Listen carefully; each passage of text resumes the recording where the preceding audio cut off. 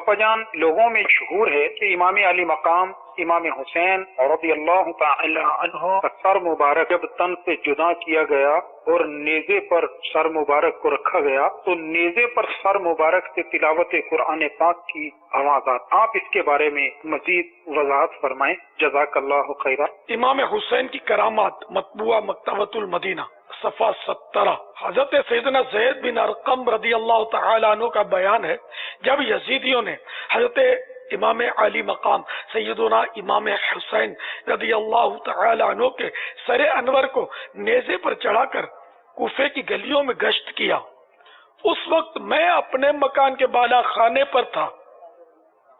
جب سر مبارک میرے سامنے سے گزرا تو میں نے سنا سر پاک نے پارہ 15 سورۃ الکاف کی آیت نمبر 9 تلاوت فرمائی۔ ام حسبت ان اصحاب الکهف والرقیم کانوا من آیاتنا عجبا۔ ترجمہ کنز ایمان، کیا تمہیں معلوم ہوا کہ پہاڑ کی کوہ یعنی غار اور جنگل کے کنارے والے ہماری ایک عجیب نشانی ہے۔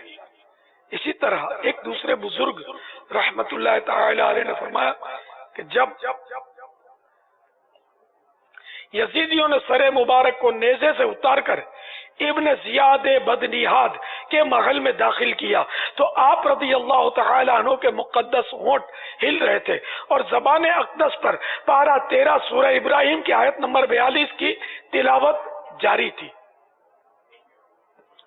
وَلَا تَحْسَبَنَّ اللَّهَ غَافِلًا